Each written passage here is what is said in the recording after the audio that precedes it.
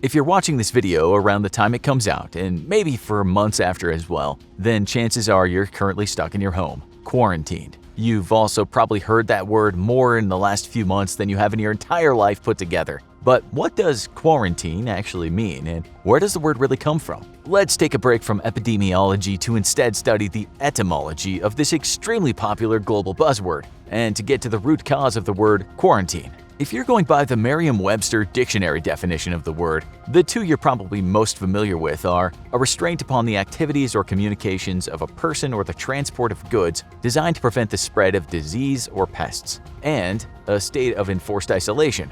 But these are actually only the third and fourth definitions of the word. The first and second are a period of 40 days and a term during which a ship arriving in port and suspected of carrying contagious disease is held in isolation from the shore. Probably not what you're expecting, right? Well, let's turn back time and explore these more esoteric definitions. Like a lot of English words, quarantine was largely plagiarized from Western Europe. It's derived from the Latin word quadraginta and the Italian word quaranta, both of which mean 40. The actual act the word quarantine refers to has been in use since long before the word ever came into prominence. Even the Bible has references to the isolation of lepers in order to prevent the spread of leprosy. Prior to the 14th century when the term was coined, many cultures even had designating areas for sequestering the sick. In Venice, these were called lazarettos, named after Lazarus, the man Jesus was said to have brought back from the dead, and also the Catholic patron saint of lepers. And they were built outside of the city to keep the sick separate from the general population. However, it was during history's deadliest pandemic, the Black Death, which killed around 200 million victims, that quarantine as a term came into use.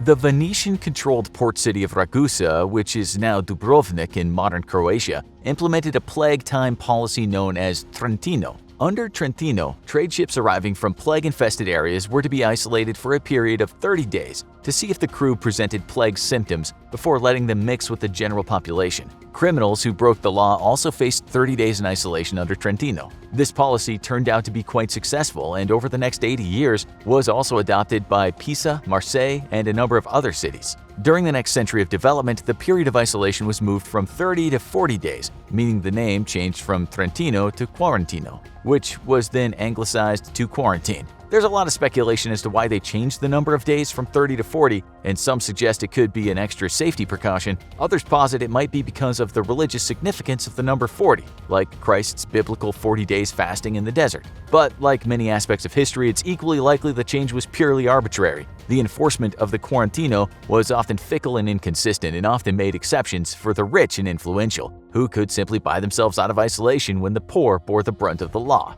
And that may have been several hundred years ago, but really, some things never change. Thanks for watching this bite-sized episode of the Infographics Show. Want to hear more perilous plague facts to get you through your quarantino? Why not check out what made the Black Death, the plague, so deadly? And could the Black Death, the plague, happen again? In the meantime, stay safe, stay quarantined, and wash your hands.